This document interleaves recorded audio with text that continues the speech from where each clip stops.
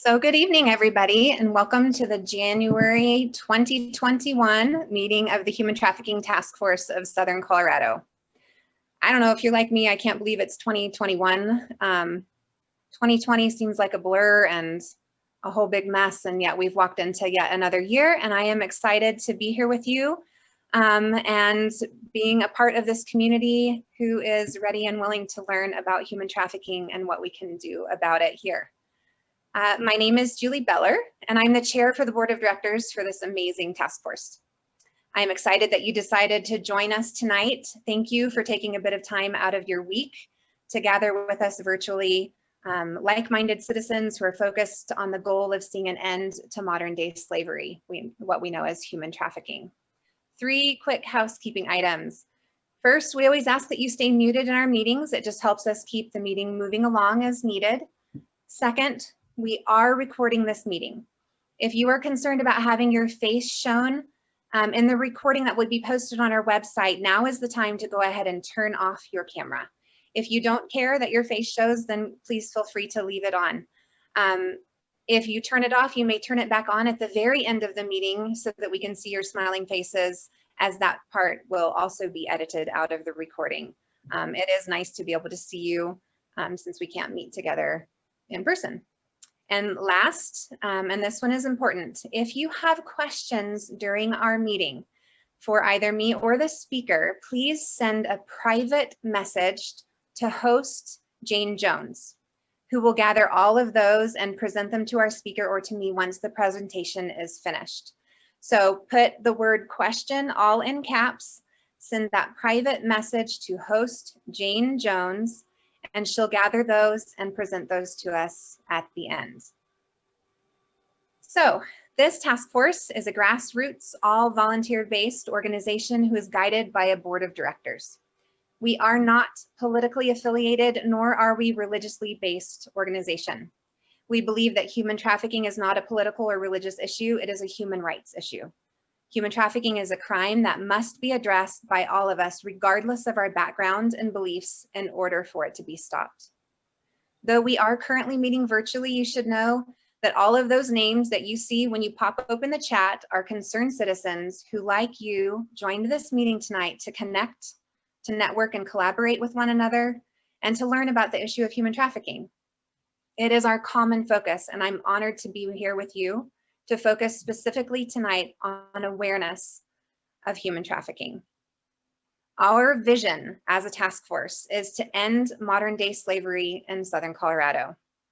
Our mission is to be involved in preventing labor and sex trafficking through awareness and advocacy, intervening in the human trafficking cycle through collaboration with individuals, agencies, and organizations, and connecting those impacted by modern day slavery to restorative services. And again, I speak for all of the board members. It truly is an honor to be here in this community, to be active, to be connecting with you, and to be addressing this crime in our community and bringing awareness. What do we do as a task force? We have monthly meetings like the one that you're in right now. The second Tuesday of every month, you'll find us here. Hopefully before the end of 2021, we'll be able to meet together in person once more. I know there are a few of you who are actually interested in us keeping the virtual option available, and we're going to try and figure that out. I have loved being able to connect with people who are not right here in our community or who may be homebound for different reasons. So we'll be looking into that. But I do hope to be with you, able to hug your necks and just connect in a face-to-face way, hopefully soon. We do community presentations. We have a presentations team. If you're interested in having an HT 101 or an introduction to human trafficking for a group, either large or small, please reach out to us.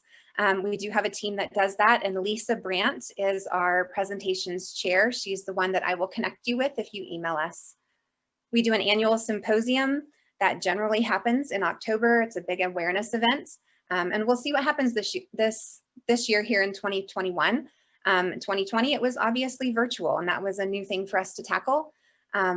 Let's cross our fingers that 2021 will be able to be both virtual and in person. Advocacy Day at the Capitol is a time where we help citizens to connect with their legislators in Denver. so that we can connect on important legislation and topics that need to be changing in our state to address this crime.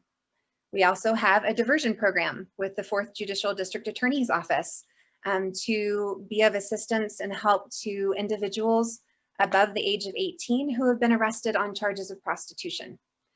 And last but not least, we do survivor support. And I'd like to say a quick thank you. I was going to do this later, but I'm going to do it now. A quick thank you to those of you who have gone to our Amazon wish list and ordered things and sent them our way.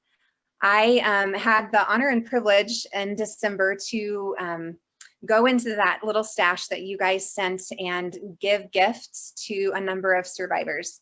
The FBI in Denver contacted us with a homeless survivor who was needing to get transitioned into a new living situation. And it was wonderful to be able to go to that and get things that we need. And also because you give to us financially, I was able to go to Walmart and Target and buy some clothing items and other things that this survivor needs to get started on a new journey in her life. So thank you for your support of our task force. You can always go back to that Amazon wish list and give. And we do take financial donations if you would like to help us with survivor support or any of the programs that we run. As I mentioned a moment ago, our focus this evening is on awareness. It is likely that many of you know that January is National Slavery and Human Trafficking Prevention Month. And yesterday, January 11th, was National Human Trafficking Awareness Day. In 2007, the Senate established January 11th as a day of observance, a day for a call to action for all people to use their voices, social media platforms, social circles, wherever you're involved, to raise awareness on the heinous crimes of human trafficking. In 2010, President Obama proclaimed January as National Slavery and Human Trafficking Prevention Month, which is to culminate on February 1st with National Freedom Day. So those are two big important things that we commemorate throughout the year. I did find some really interesting things. If you know me, you know that I really enjoy learning. So when I was looking up the information to make sure that I had the years and the people and whoever did what correct for these things, I got curious as to why the Trafficking Victim Protection Act that was passed in 2000 was back then, and we're just now in 2007 and 2010 commemorating a month and a day to human trafficking. What I found was really interesting, and I probably spent way too much time researching some of it, but if you're interested, I would challenge you to look up what happened in Paris in 1904.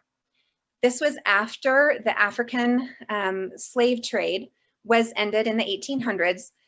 And what was known, and please don't find this too offensive, it was labeled the white slave trafficking.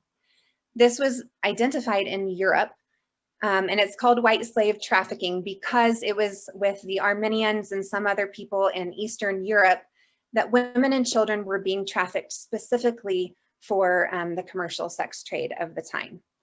And people like us, citizens like us, found out that that was going on, and they decided they were going to do something about it.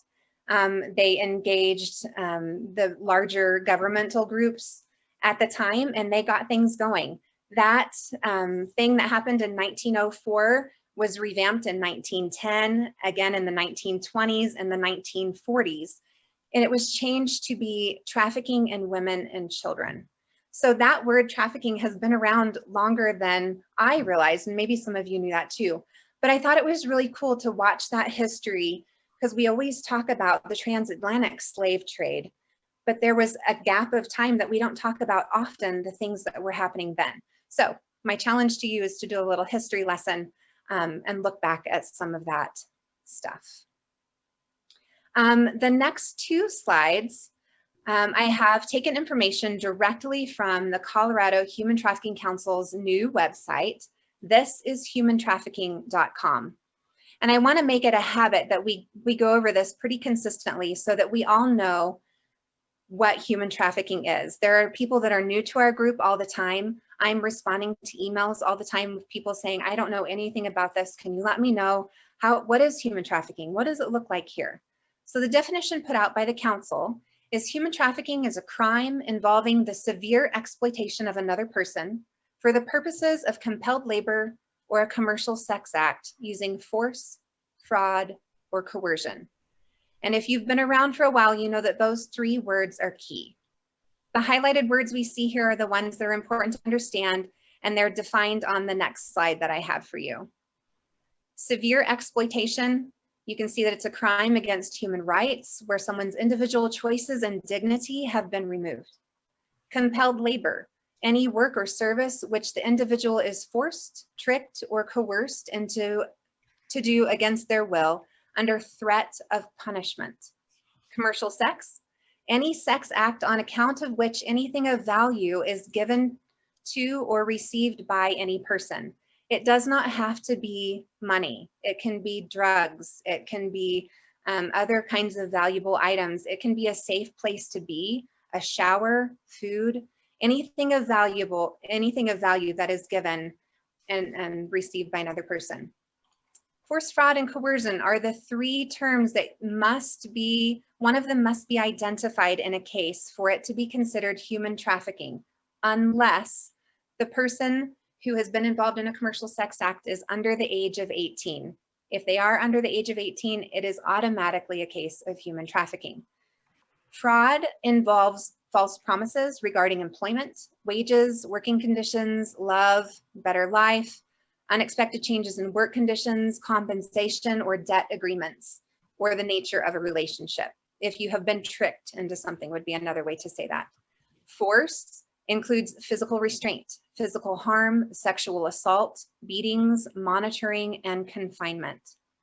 Coercion includes threats of serious harm, psychological manipulation, document confiscation, shame, fear-inducing threats, to share a report to authorities in order to prevent someone from leaving. Those are the three key words that must be there for a trafficking case to go through. So as we all look to bring further awareness of human trafficking to our sphere of influence, I'd also like to challenge you to look at myths that can be addressed. One quick example of this is that only girls and women are trafficked for sex. We know that all genders, binary or non-binary, LGBTQ, are trafficked. It's not just women and children. There are many myths out there. Some of them we haven't realized yet are myths, and it's our job, it's our responsibility to take responsibility for our own learning and learn these things. So Polaris is a great place to start. LCHT, the Colorado Human Trafficking Council, they all put out great information if you want to know more. Next, we have two quick announcements from Restore Innocence, and I believe Miss Seuss Hess will be joining us here in a moment to do those announcements. Seuss, are you out there? I'm ready. Thanks. We've mentioned before that we're planning to launch a family support group. Our plan is to begin it next week. Anyone interested, we need to put in touch with Frances. Her number is at the bottom. She will talk with them first.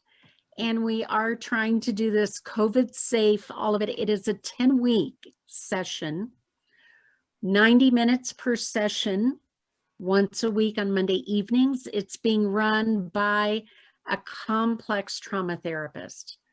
So Frances's phone is down at the bottom of that slide, as well as her email, but I'll just state it for the record. Her phone is 719-684-4657. You can text her or email her or call.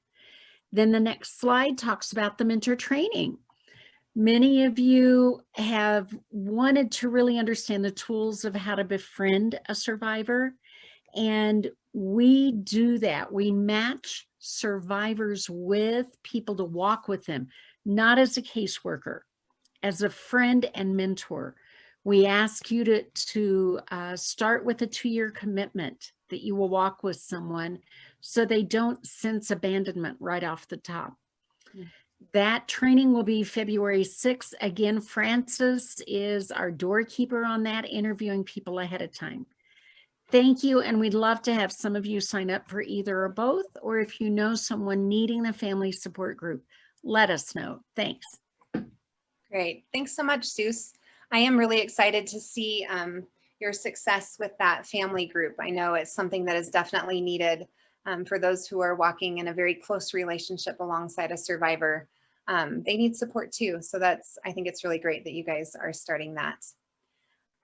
Next, I would like to extend a word of congratulations and encouragement to Jenny Jessen, co-founder of Compass 31.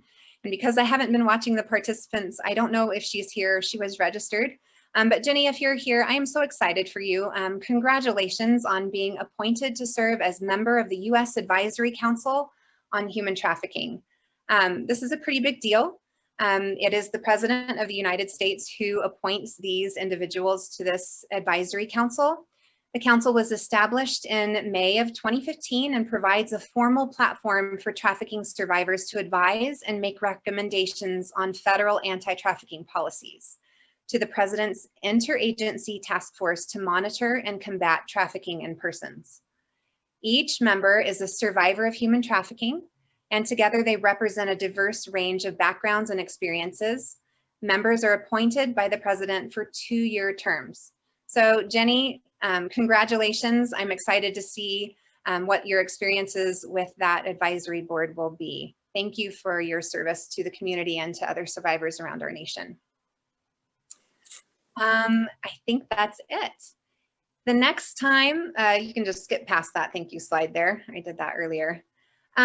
We will take the next 5 minutes as a networking time. I have the slide that's showing right now is our board of directors. Most of those individuals are on tonight. If you would like to reach out to any of us in private chat, please feel free to do so. These people are the ones that help guide this organization.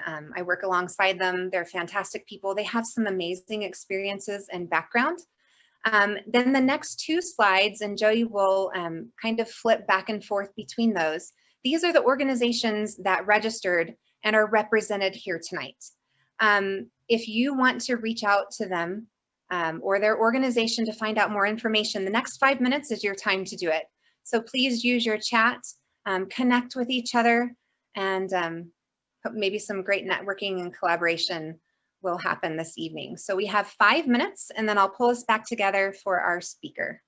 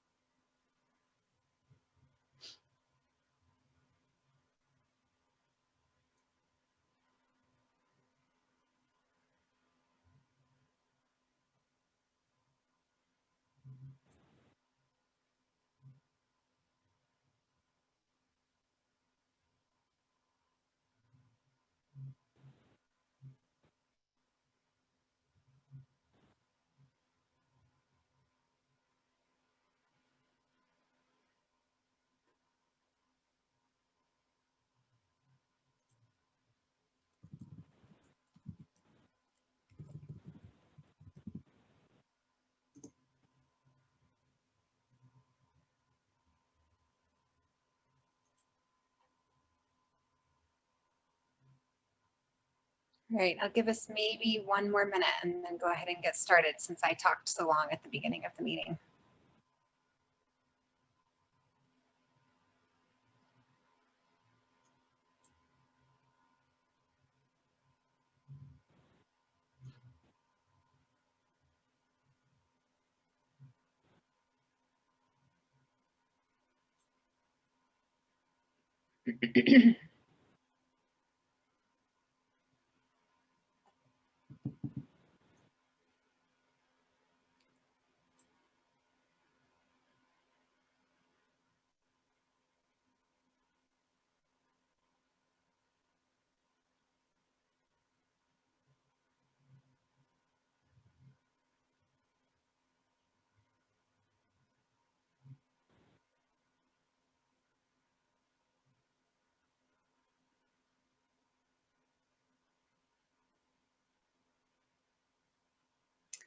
All right, I'm going to pull us back together. One more quick reminder, if you have a question for our speaker this evening, please private message or direct message host Jane Jones and put the word question all in caps at the beginning of that message so that she knows that she needs to pay attention to that, and she'll, at the end, she will be the one to ask our speaker those questions.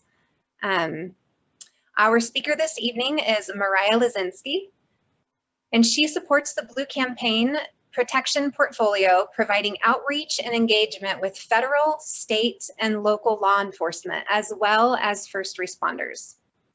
Her responsibilities also include supporting and educating law enforcement through Blue Campaign's Human Trafficking Training Course, which is specifically geared towards law enforcement. Prior to the Blue Campaign, Ms. Laskinsky spent 10 years working at the U.S. Customs and Border Protection, including a temporary detail to the Human Smuggling and Trafficking Center, where she trained as an open source intelligence analyst, focusing on the trafficking of U.S. minors to the oil fracking region of North Dakota. In her free time, Maraya volunteers with local nonprofits in the Northern Virginia area who focus on providing human trafficking awareness and education in schools and providing services to survivors of human trafficking. Oops.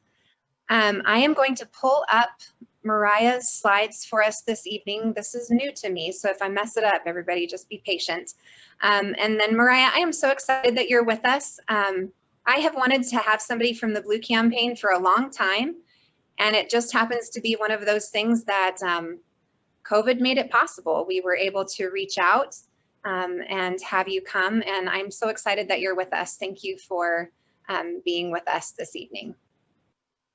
Well, thank you, and it's my pleasure to be here. And I will say, I guess that's one positive thing, I guess, during COVID is we've been able to do a lot more outreach now virtually, you know, where we may not have been able to jump on a plane before or had the resources. So that has been, I guess, a positive thing of COVID, getting to do more of these virtual sessions. So thank you very much to you and your entire task force for dialing in this evening and inviting me to speak. So just as a heads up, this is a little bit different for me as well, because the Blue Campaign is under the Department of Homeland Security, and unfortunately, we are not allowed to use Zoom as a platform. So I am calling in on my phone, and Julie is stuck with the task of moving on my slides. So Julie, by all means, if something freezes or you need me to slow down, feel free to speak up and let me know. Okay, will do. Thank you. So again, thank you for inviting me this evening. As Julie mentioned, my name is Maraya Laskinsky.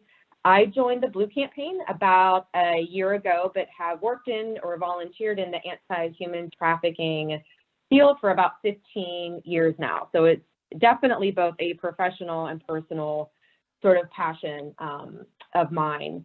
I know Julie had mentioned, we'll be saving all questions to the end, but you'll note on this slide, I put my work email address up there. So in the event any of you think of questions after this evening's meeting or you want to ping me, by all means, you're welcome to just shoot me an email.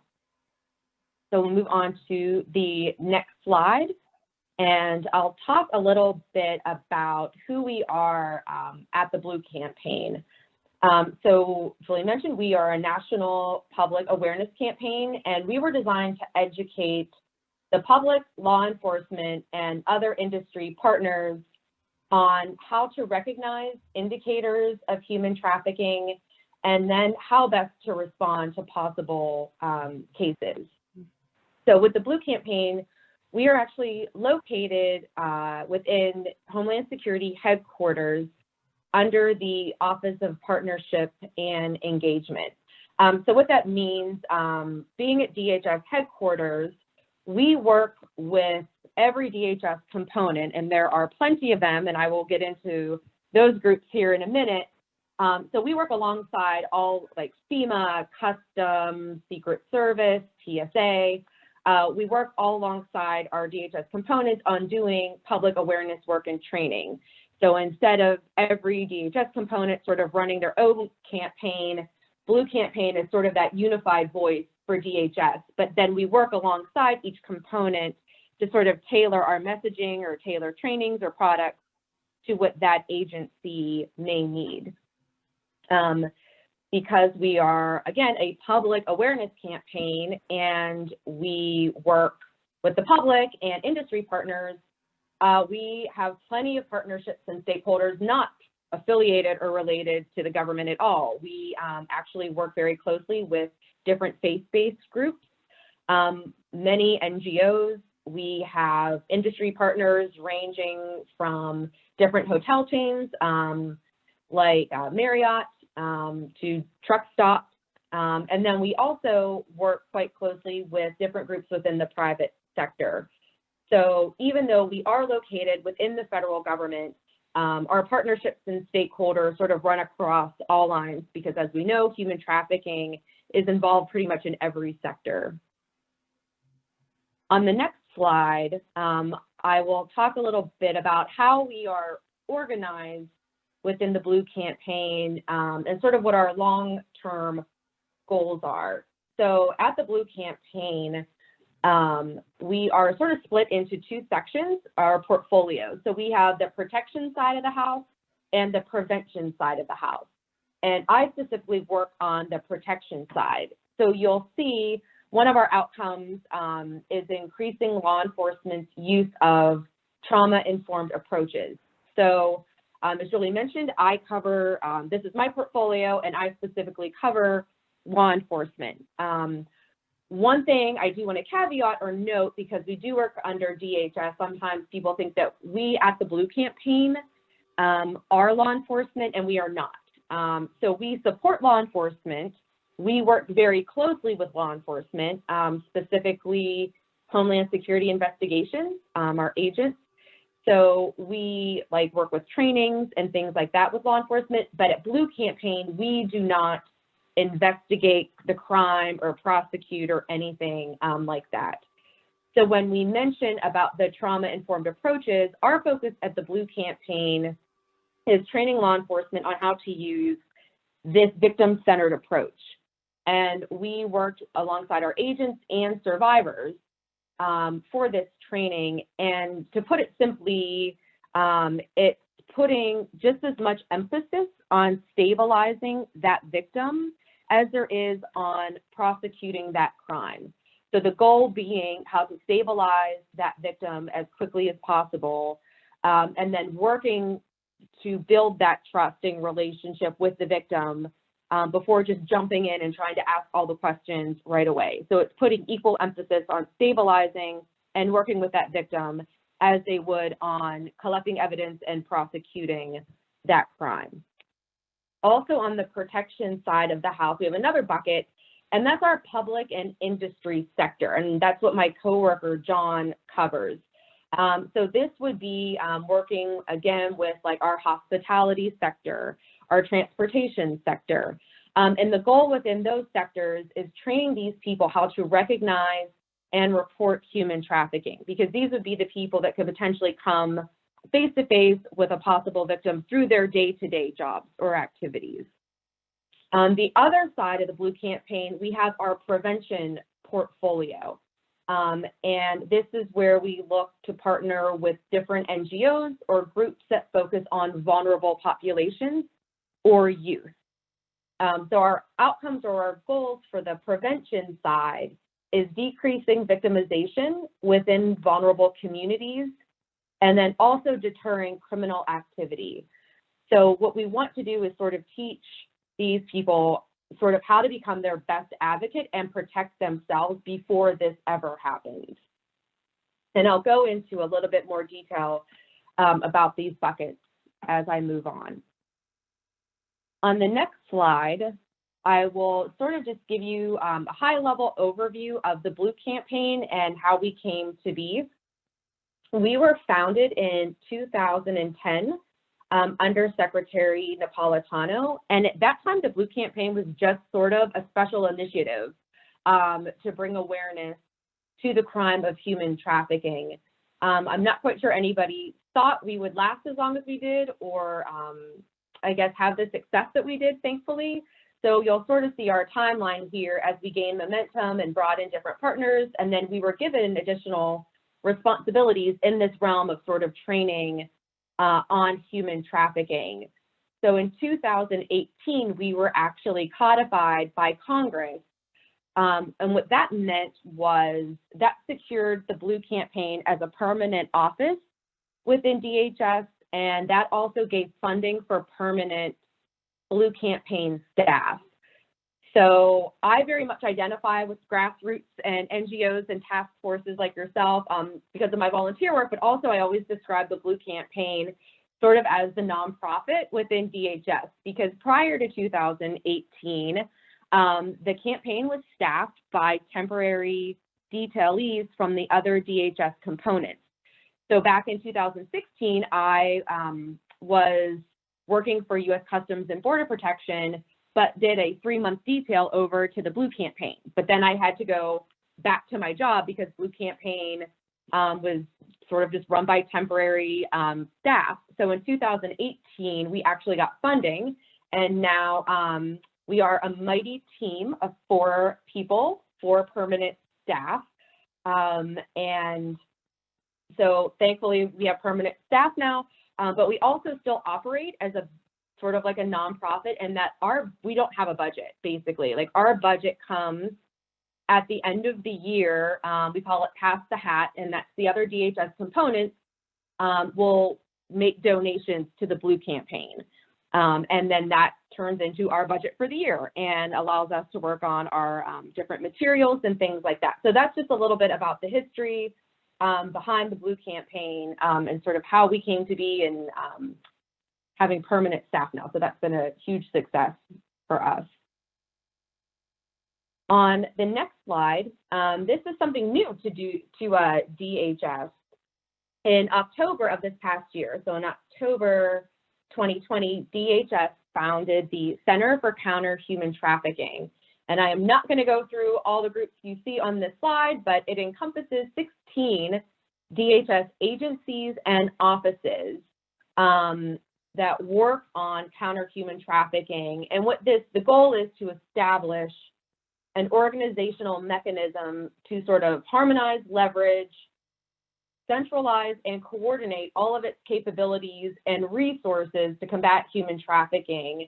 And also adding into that is the importation of goods produced with forced labor overseas.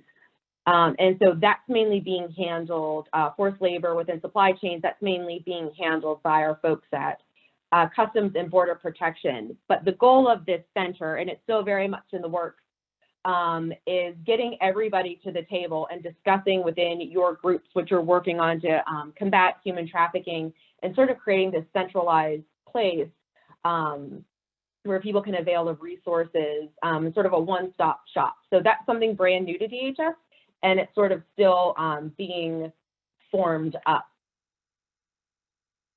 On the next slide, I wanted to briefly highlight for you an element of the Blue Campaign that we have, which is called the Blue Lightning Initiative.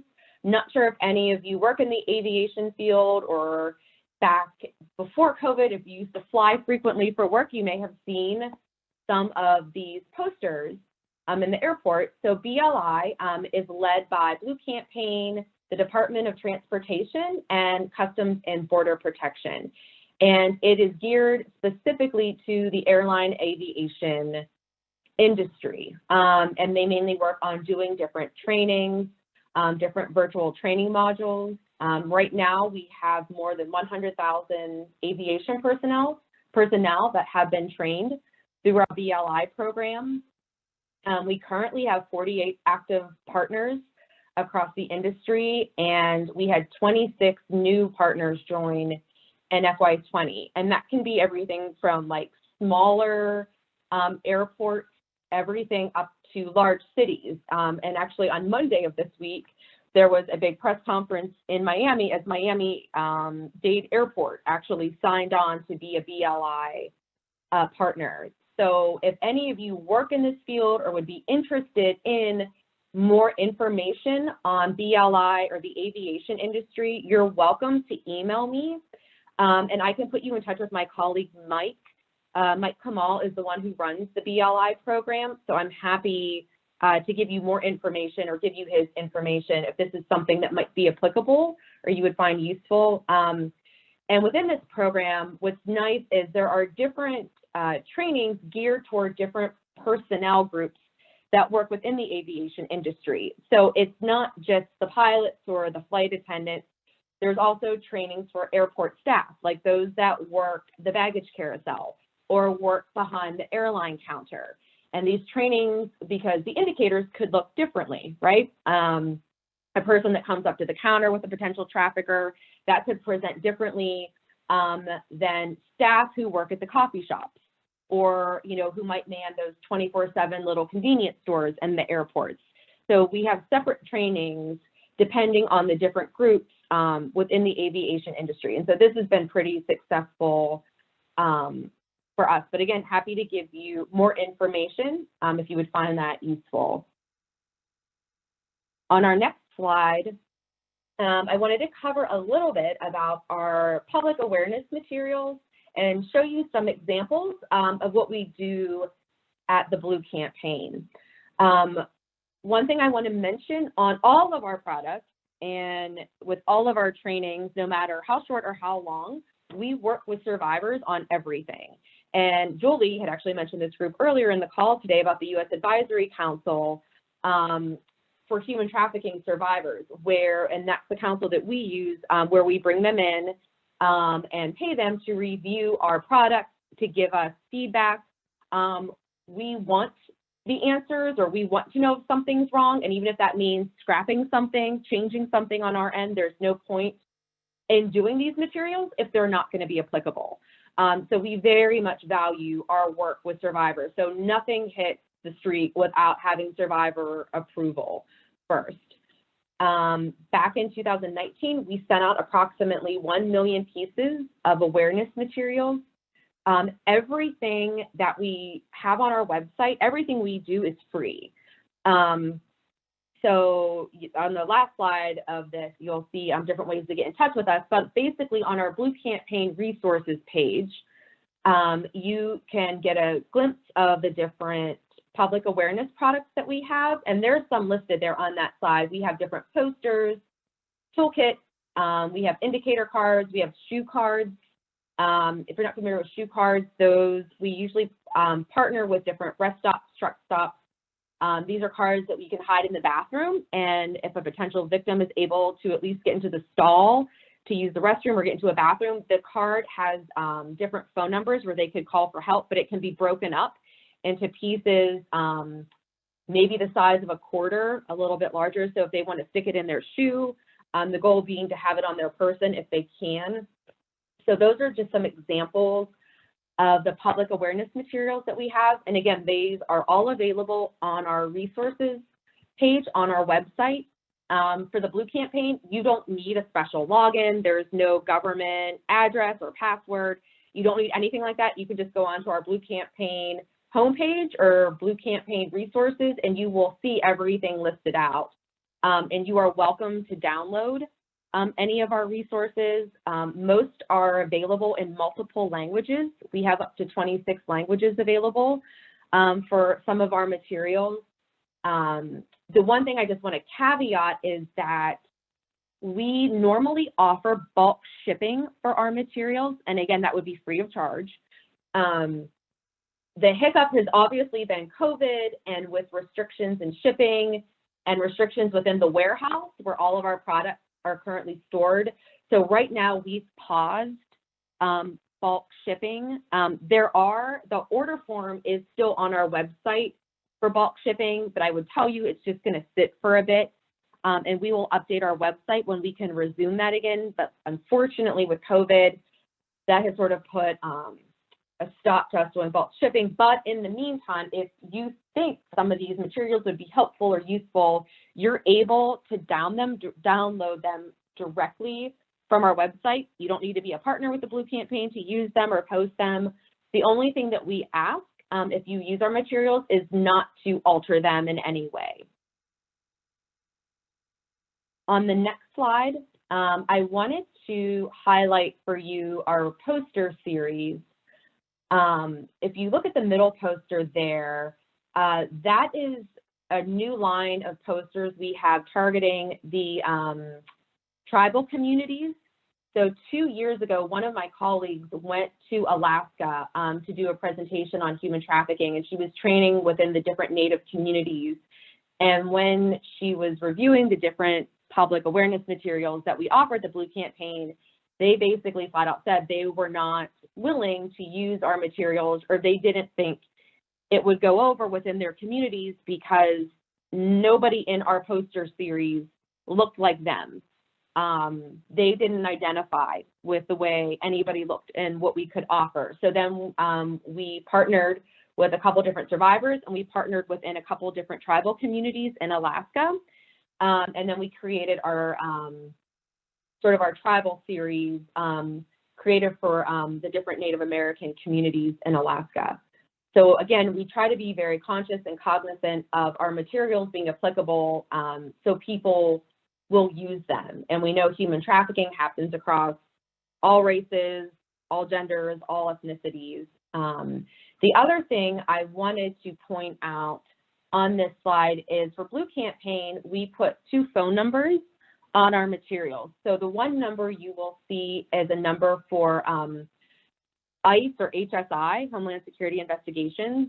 That number is to report a suspected crime. So you will be put into touch with law enforcement. You're not going to be penalized if you call in a tip or you call in, you think you've seen something. So don't think if you call this number and it doesn't turn out to be a trafficking case, there's going to be some sort of repercussion or consequence or anything like that. We always say it's much better to call and be safe because any tips that are reported to that hotline for HSI, they have to be investigated. So that number will put you in touch with Homeland Security Investigations, but you can also call anonymously. The other phone number that we have on our materials is for the National Human Trafficking Hotline, which is run by Polaris. And I think Julie mentioned that NGO earlier in today's call. So that will help put you in, or a victim, in touch with services. So you can reach law enforcement through that number, but you don't have to. It's just a way to get to hear about different services that are available to you. If somebody doesn't feel comfortable going to law enforcement or getting law enforcement directly involved, you can also call the Human Trafficking National Hotline number. So I'd like to sort of point out both of those. And again, both numbers, there's no repercussion, no consequence if you call something in and it turns out not to be a trafficking tip. And you can also call in anonymously as well for both of those. On the next slide, I wanted to also highlight some of our video resources in case any of you might find this helpful, whether through your volunteer work or depending on if this would be helpful for whatever you do day-to-day job-wise. We have several different training videos on our website. And again, free to access, free to use. You don't need a special login. They vary in length. They're not too long, but you'll see here we have a general awareness video that's done in both English and Spanish, straight from our website. That's sort of like a general awareness 101 on human trafficking. Then we also get into more specific trafficking series. So we have one on forced labor, and that's in English and different languages as well. And then we also have a whole series on sex trafficking. And the picture that you're seeing here, we call that our Erica series. So the series, again, is on sex trafficking, but it's very specific in that it takes place in high school. And if you're familiar with human trafficking, you might have heard the term the bottom or the bottom girl. And so in this case, I will reference it as a female because it can also be a man. So the bottom or the bottom girl in this situation, Erica, is a high school student who is lured into and then tricked into sex trafficking, and then she almost becomes the madam. So she started out as a victim, and then her trafficker forced her to then go scout and bring other girls and trick them into a trafficking situation as well. So that's our Erica series, and it sort of takes you through how she's coerced and becomes trafficked, and then how she's forced into sort of going out and luring these other girls in. And again, this is high school. And then showing what happens at the end with getting law enforcement involved and how she sort of gets out and everything like that. So these videos, again, are all free, and you can access them directly from our website. On the next slide, everyone can play a role, and I think Julie very much highlighted that today. I wanted to bring this up because we have different, well, we know that trafficking can happen in just about every environment, every industry. So the Blue campaign, we try to create very specific resources for our different audiences and different industries, and we include toolkits in that. So sort of a one-stop shop on indicators, resources you can use, how to report. And so you'll see like the following groups that are listed on that slide. And I will tell you, transportation and hospitality continues to be a pretty popular selection for us. And we've created some new toolkits to hit some of these different groups. On the next slide, I'm going to talk a little bit about how we work in prevention. So if you remember, that's one of the buckets that we focus on, or one of the sides of the house, is we have our prevention portfolio. This was a product my coworker Brandy created in FY20. So this is pretty new. This is actually our first prevention resource at the Blue campaign. So we incorporated many rounds and levels of feedback and input from our different subject matter experts, survivors, and then end users of this product to ensure the information is relevant and actionable. This specific resource, which is how to talk to youth about human trafficking, this is now live on our website.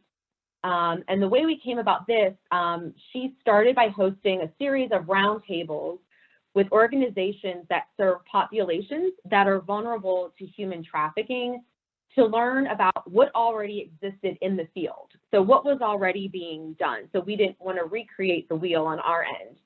And youth was an audience that was discussed at length as being particularly vulnerable to human trafficking. And through looking at the different resources that were out there, she found that most were geared towards parents and teachers of youth, but not necessarily other adults who work with youth, like mentors or camp counselors. And existing resources were more aligned with the protection messages, which is like how to recognize, how to report, rather than prevention.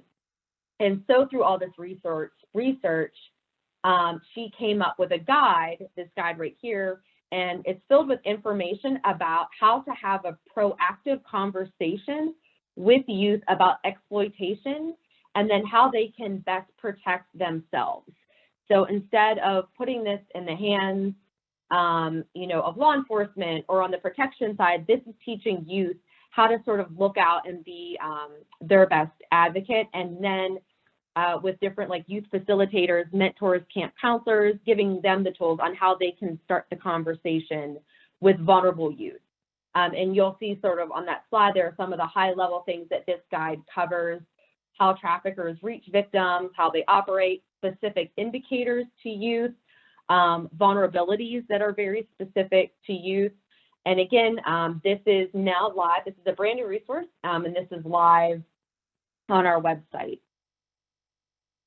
On the next slide, Youth Prevention Poster Series. This is sort of a complement to that guide that you just saw. So we created a poster series that can be displayed in locations where youth may be receiving programming, like different community centers, after-school centers, and the poster series depicts 3 different online interactions that could potentially be related to exploitations, and the youth holding the phone saying no and taking that initiative of protecting themselves from an exploitative situation.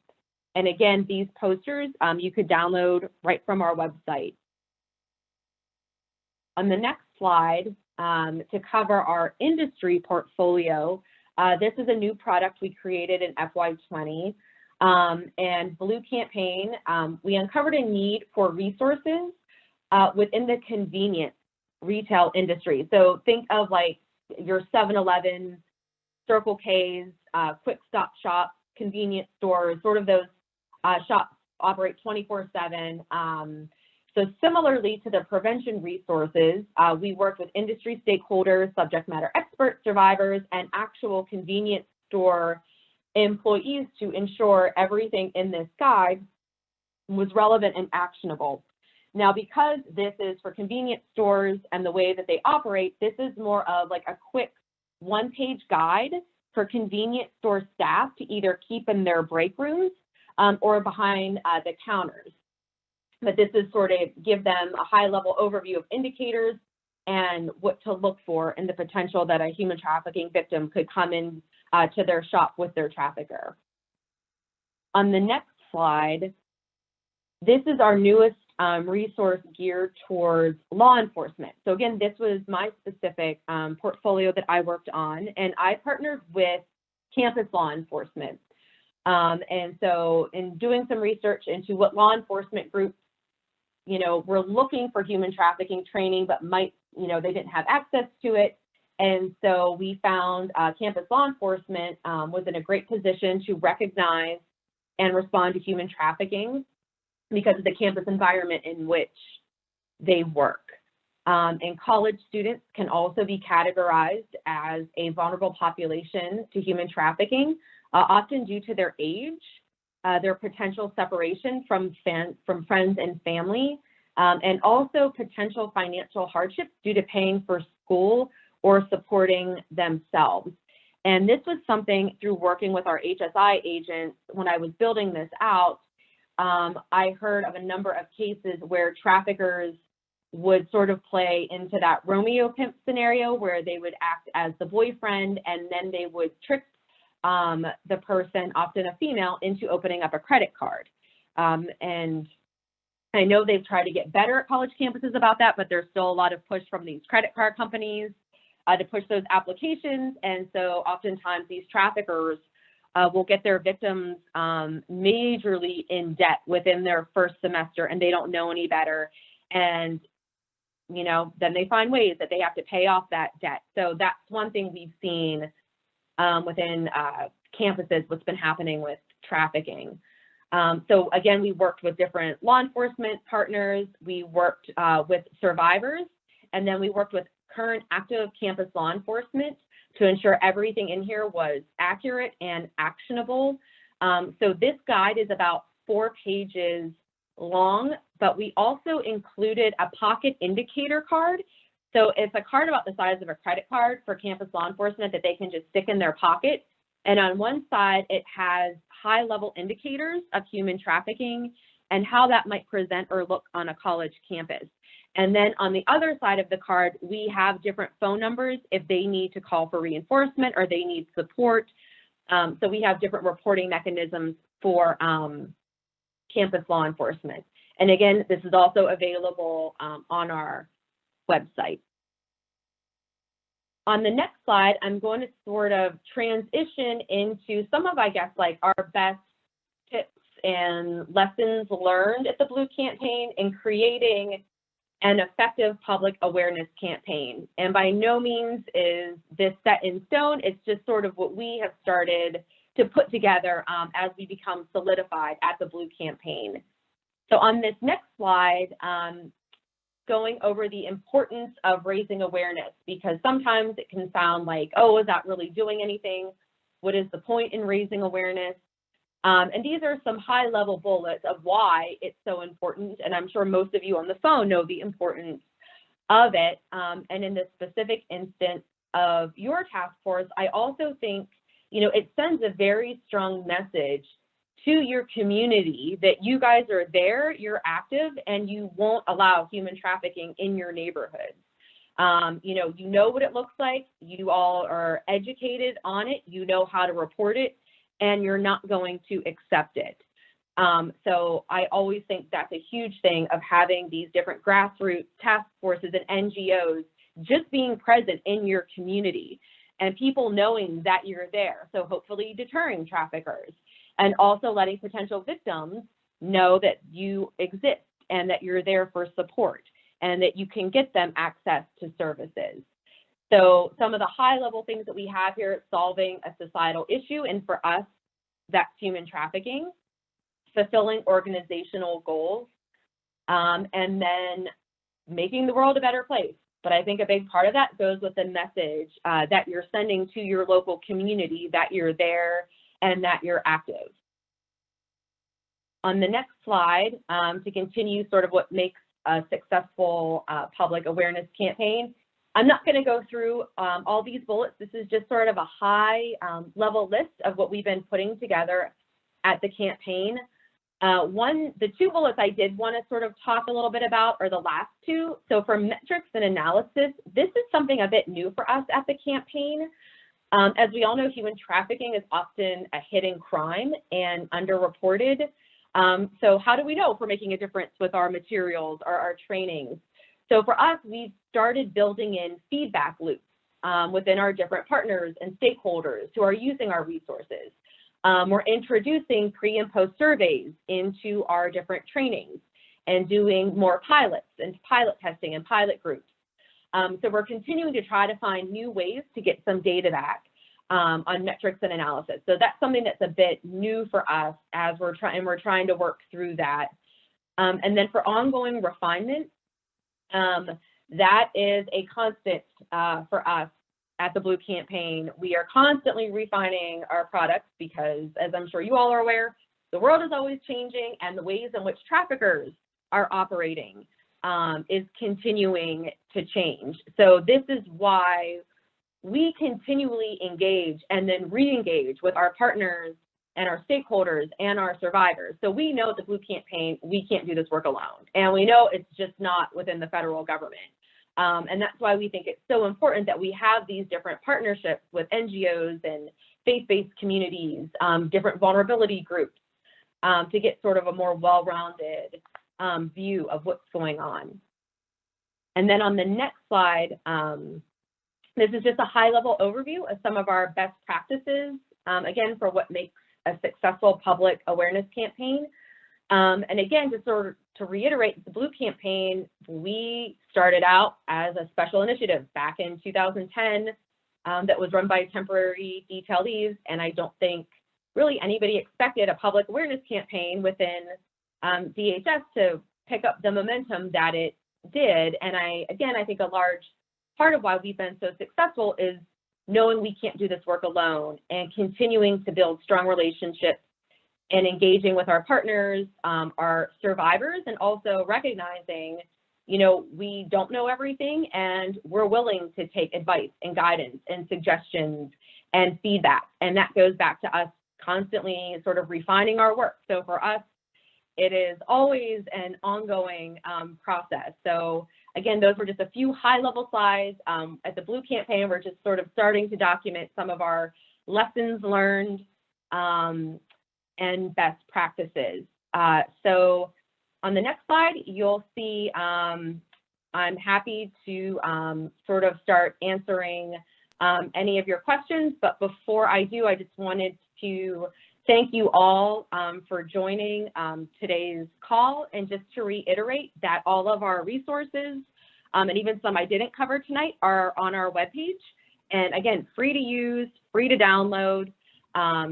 My email address is on that first slide as well. If you all think of anything after the fact, or if you have questions or you want to ping me, you're welcome to. And then on the very last slide, you will see our email address, and you'll see like our different handles for Twitter and Facebook.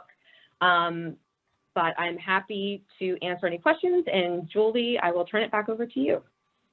Great. Thanks so much, Maraya. I am so excited that you are here with us. I've been texting. I usually don't text during a meeting, but I've had so many people say, I'm so excited that she's here. I'm so excited that she's sharing. So thanks for giving us your time.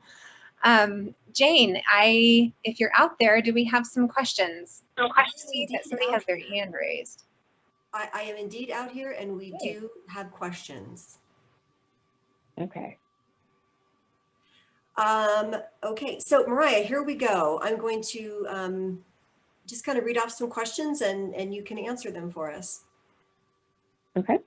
This is a question from Heidi. She's with Moms Against Trafficking, and she asked, do you find that survivors are afraid to work with the Blue Campaign due to their involvement with Homeland Security because they are worried that they might get reported to immigration or law enforcement? Okay, so yes, happy to address that question, and thank you, Heidi. So at the Blue Campaign, we only work within survivors of that U.S. Advisory Council that's through the president. So these are survivors, yes, I mean, survivors who have had issues with law enforcement. We totally understand that. What our main concern is, we don't want to re-traumatize survivors who maybe haven't gone through counseling or gotten to a place yet where they can speak publicly. So at the Blue Campaign, we only engage survivors who have been vetted and are on that U.S. Advisory Council because they apply to be on that council. They've gone through certain steps. So we work with those survivors, as it's mainly we want to avoid re-traumatizing anybody who might not be ready quite yet to retell their story, if that makes sense. Great, thank you so much. The next question that I have is from Laura, and she's asking, shipping of pamphlets, pocket cards, etc., were delayed or possibly canceled for several months.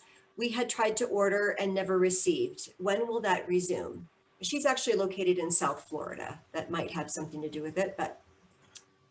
Okay, yep, that goes back to, and I apologize, this goes back to, and Laura, if you're willing to email me, shoot me an email if you're willing, understand if not, but I will hunt down your order to see, again, that problem, and I apologize to anybody else who put in orders. Back in March, we had to put a stop.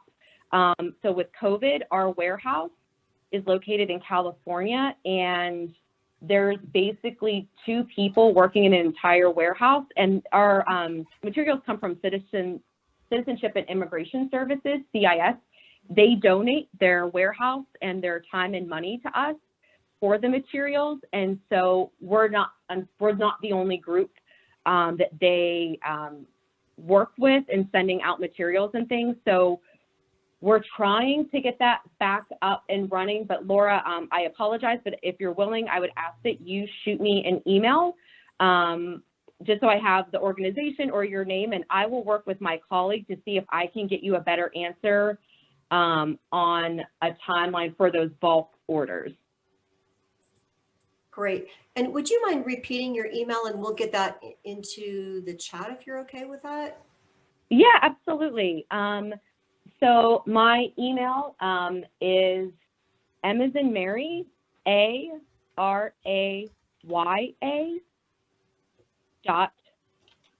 .LA S as in Sam, IN S as in Sam, KY at HQ.DHS.gov.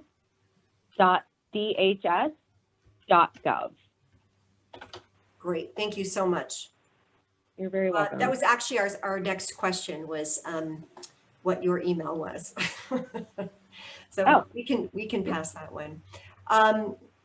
So our next question comes from Naomi, and she asked, as a volunteer in youth programs, sorry guys, as a volunteer in youth programs, I have been wondering about hosting more awareness events for children and youth here in Pueblo, Colorado.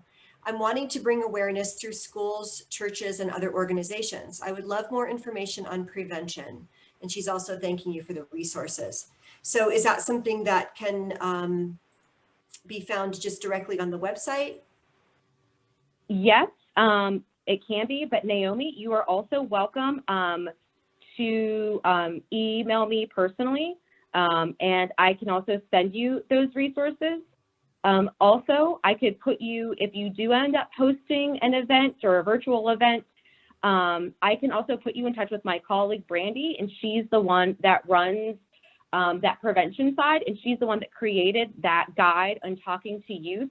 And so we could even potentially do like a guest speaking event, sort of like how we're doing tonight. Blue Campaign's always happy to jump on and participate, especially now that everything's virtual and we don't have to worry about money to try to travel. So Naomi, you're welcome to go on the website. You're also welcome to email me if you have questions, and I'm happy to also put you in touch if you think you might want one of us or my colleague Brandy to be a guest speaker should you host one of these events.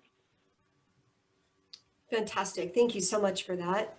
A couple more questions. We have one from Hannah, and she's asking that she was hoping, Maraya, that you might be able to speak more about the metrics and analysis component of Blue Campaign. Sure, so great question.